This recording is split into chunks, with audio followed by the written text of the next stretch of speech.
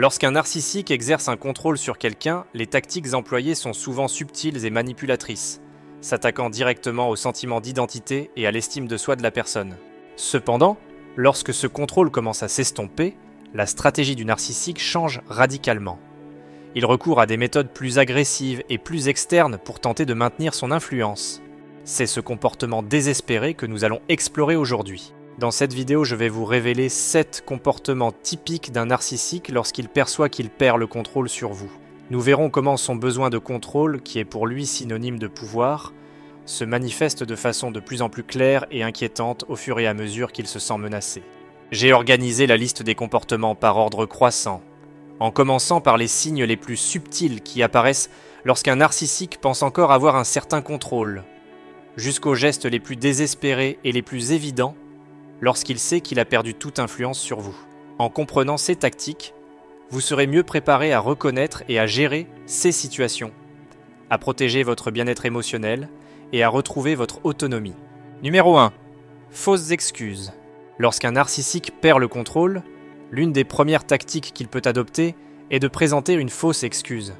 Ce comportement est particulièrement insidieux parce qu'il ressemble à un véritable repentir, mais il est en fait loin d'être un véritable aveu de culpabilité ou un engagement à changer. Les fausses excuses d'un narcissique peuvent ressembler à des excuses, mais elles ne reconnaissent pas spécifiquement ce qui a été fait ou n'assument pas la responsabilité des actes préjudiciables.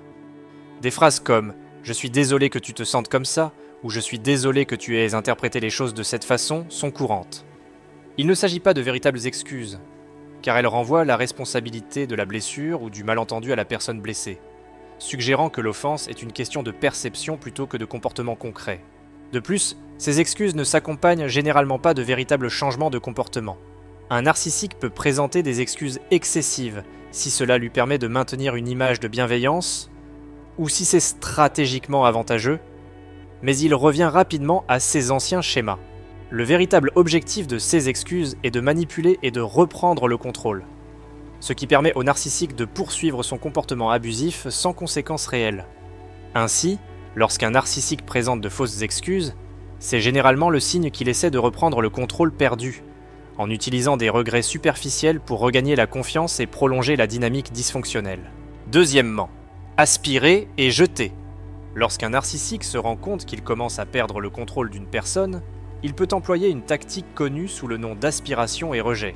Ce cycle est l'une des manipulations les plus caractéristiques et les plus préjudiciables que les narcissiques utilisent pour maintenir leur pouvoir sur leurs victimes.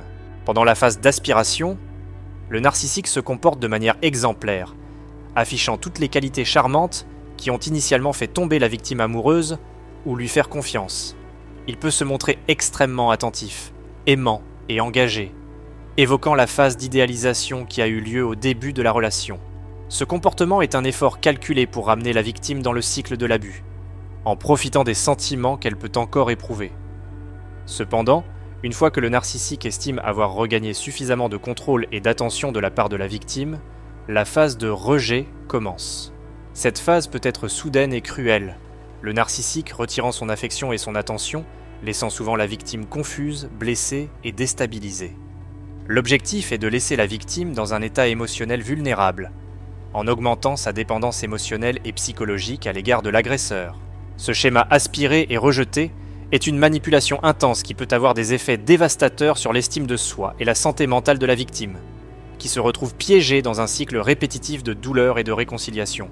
L'incertitude et l'intermittence de ces interactions font que la victime garde espoir et reste attachée au narcissique, incapable de briser le cycle sans une aide extérieure ou une intervention significative. Numéro 3. Rencontre occasionnelle. Pour tenter de reprendre le contrôle d'une personne, les narcissiques peuvent recourir à la tactique de la rencontre fortuite. Cette stratégie implique une planification méticuleuse de la part du narcissique pour apparaître dans des endroits où il sait que la victime se trouvera. L'objectif est de surprendre la personne et de susciter une réaction émotionnelle, en utilisant la familiarité et l'histoire commune pour déstabiliser ses émotions. Le narcissique connaît bien les habitudes de sa victime et en profite pour orchestrer ses rencontres comme s'il s'agissait de coïncidences. Il peut choisir des lieux tels qu'un lieu de culte, un parc où la victime a l'habitude de se promener, ou tout autre espace qui fait partie de la routine quotidienne de la personne. Ce faisant, le narcissique s'assure que la victime ne peut pas facilement éviter la rencontre. 16 rencontres occasionnelles sont calculées pour prendre la victime au dépourvu, en profitant de l'impact émotionnel que la simple présence du narcissique peut provoquer. Même si la personne est déterminée à prendre ses distances ou a déjà mis fin à la relation, l'apparition soudaine du narcissique peut raviver de vieilles émotions ou créer de la confusion. Le narcissique utilise ces rencontres pour sonder la vulnérabilité de la victime et, dans de nombreux cas, tenter de rétablir une forme de communication ou de relation. Il peut utiliser la rencontre pour montrer qu'il a changé ou regretté, ou simplement pour rappeler à la victime les bons moments, le tout dans le cadre d'un effort plus large pour regagner de l'influence et du contrôle. L'efficacité de cette tactique réside dans la capacité du narcissique à provoquer une réaction émotionnelle qui, même contre la volonté de la victime, peut la laisser ébranler et potentiellement plus sensible à d'autres formes de manipulation. Ainsi, ces rencontres occasionnelles sont un outil puissant dans l'arsenal du narcissique, utilisé pour perpétuer le cycle de contrôle et d'abus. Numéro 4. Manipulation émotionnelle. Lorsque les narcissiques se rendent compte qu'ils perdent le contrôle de quelqu'un, ils ont souvent recours à la manipulation émotionnelle, une technique qui s'intensifie au fur et à mesure qu'ils sentent leur pouvoir diminuer. Ce type de manipulation est une tentative désespérée de reprendre le contrôle en exploitant l'empathie de la victime et en l'amenant à remettre en question sa propre perception et sa santé mentale. Les narcissiques sont habiles à jouer sur les émotions des gens, en particulier de ceux qui montrent le moindre signe d'empathie. Ils peuvent se faire passer pour des victimes de circonstances injustes ou de traitements cruels, se décrivant eux-mêmes dans des situations de grande souffrance ou de difficulté. Tout cela dans le but d'attirer la sympathie de la victime et de la motiver à reprendre la relation dans de nouvelles conditions plus favorables au narcissique. Dans ce processus, le narcissique peut exagérer ou inventer des histoires qui le dépeignent sous un mauvais jour, provoquant la compassion de la victime. Ce faisant, il tente non seulement de culpabiliser la personne, mais aussi de créer un récit dans lequel la victime se sent responsable du bien-être émotionnel du narcissique. Cela peut amener la victime à croire que toute décision de prendre ses distances est cruelle ou injuste, ce qui renverse l'objectif de la manipulation vers la responsabilité émotionnelle de la victime. Cette tactique de manipulation émotionnelle comprend également des moments où le narcissique peut faire preuve d'un comportement exceptionnellement affectueux ou bienveillant, pour ensuite revenir rapidement à des tactiques froides ou de distanciation dès qu'il se rend compte qu'il a repris le contrôle de la situation. Ce cycle de chaud et de froid est délibérément déroutant et sert à déstabiliser émotionnellement la victime, ce qui accroît sa dépendance à l'égard du narcissique en termes de validation et d'affection. En définitive, la manipulation émotionnelle vise à réinstaller le doute et l'incertitude, éléments que le narcissique manipule habilement pour maintenir la victime attachée et contrôlée, perpétuant ainsi le cycle de l'abus et de la dépendance émotionnelle. Numéro 5. Les fausses accusations. L'un des comportements les plus destructeurs qu'un narcissique emploie lorsqu'il sent qu'il perd le contrôle de quelqu'un est de lancer de fausses accusations. Cette méthode est une forme d'attaque directe, utilisée pour déstabiliser et désorienter la victime, en la forçant à se défendre contre des allégations infondées et souvent absurdes. Lorsque les narcissiques ont recours à de fausses accusations, non seulement ils inversent la réalité, mais ils créent également un environnement dans lequel la victime est constamment sur la défensive.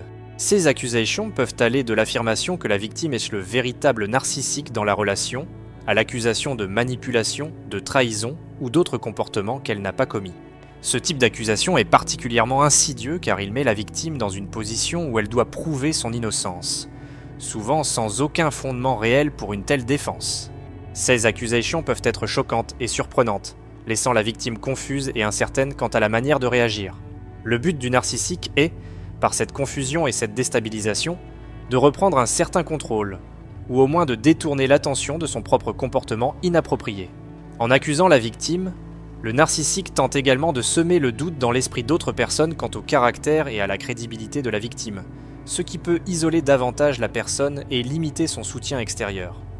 En outre, en portant ces accusations, les narcissiques projettent souvent leurs propres défauts et insécurités sur la victime.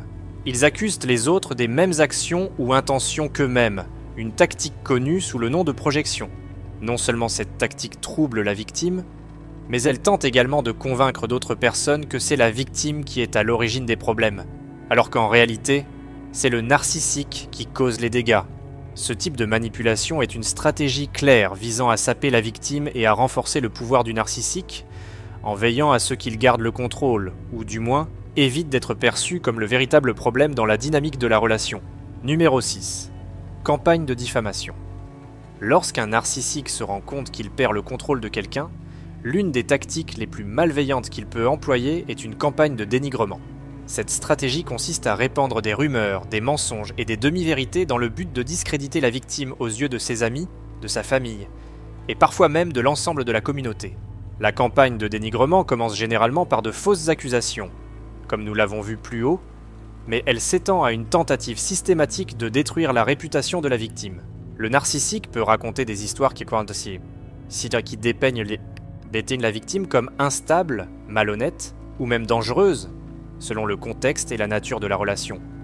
Ce faisant, le narcissique tente non seulement de reprendre le contrôle de la victime, mais aussi de s'assurer que, s'il ne parvient pas à exercer l'influence souhaitée, personne d'autre ne voudra s'associer à la victime. Cette tactique sert également à isoler la victime, en la privant de tout soutien social et souvent professionnel. Si l'entourage de la victime commence à douter de sa crédibilité ou de sa personnalité, il peut prendre ses distances ou hésiter à lui apporter le soutien nécessaire, ce qui rend la victime encore plus vulnérable au contrôle et à la manipulation du narcissique. En outre, la campagne de diffamation peut susciter une réaction défensive de la part de la victime, que le narcissique peut ensuite utiliser pour prouver ses affirmations d'instabilité ou d'agression. Cette réaction émotionnelle est souvent calculée par le narcissique, qui sait qu'en poussant la victime à se défendre vigoureusement, il peut être perçu par les autres comme un signe de culpabilité ou de déséquilibre. Il est important de reconnaître qu'une campagne de diffamation est une forme d'abus extrêmement destructive et préjudiciable. Elle peut avoir des effets durables sur la vie de la victime, affectant ses relations personnelles, sa carrière et sa santé mentale. Pour faire face à une campagne de diffamation, il faut réagir avec prudence et souvent faire appel à des professionnels du droit ou de la santé mentale pour aider à gérer et à atténuer les dommages causés. Numéro 7. Menace. Lorsqu'un narcissique se rend compte qu'il a complètement perdu le contrôle d'une personne, l'une des dernières stratégies auxquelles il peut avoir recours est de proférer des menaces. Ces menaces peuvent prendre différentes formes, en fonction de ce que le narcissique pense être le plus efficace pour la victime. L'objectif est d'intimider et de contraindre la victime à se soumettre à nouveau au contrôle du narcissique, en utilisant la peur comme principal outil. Le narcissique peut menacer d'exposer des informations compromettantes sur la victime, quelque chose qui pourrait potentiellement l'embarrasser ou lui causer des problèmes si cela était rendu public. Il peut s'agir de secrets personnels, d'erreurs passées, ou de toute autre information sensible que le narcissique a découverte au cours de la relation. Le narcissique exploite la peur de la révélation pour manipuler la victime, et l'amener à se plier à ses exigences, soit en reprenant la relation, soit en la réduisant au silence, soit en faisant des concessions non désirées. Une autre forme courante de menace est l'agression physique ou juridique. Le narcissique peut menacer la victime de poursuites judiciaires, qu'il s'agisse de divorces tumultueux, de batailles pour la garde des enfants ou de fausses accusations qui peuvent compliquer la vie de la victime sur le plan juridique et financier. En outre, les menaces directes ou voilées de dommages physiques sont utilisées pour susciter la peur et assurer la soumission. Ces menaces sont particulièrement dangereuses car elles démontrent le désespoir du narcissique et sa volonté de nuire à autrui afin de maintenir son sentiment de pouvoir et de contrôle. Ce comportement témoigne également d'un manque total d'empathie et de considération pour le bien-être de la victime, l'accent étant mis uniquement sur la satisfaction des besoins et des désirs du narcissique. Il est essentiel que les victimes de telles menaces les prennent au sérieux et recherchent une aide appropriée. Il peut s'agir du soutien d'amis et de membres de la famille, de l'assistance des autorités ou des conseils de professionnels du droit et de la santé mentale pour assurer leur sécurité et leur bien-être. Faire face aux menaces d'un narcissique est un moment critique qui nécessite une réaction prudente et protégée. Dans tout cela, concentrez-vous sur ce qui est le mieux pour vous et ne tombez pas dans les pièges du narcissique. Si vous avez trouvé cette vidéo utile, aimez, partagez et abonnez-vous. Et je vous verrai la prochaine fois.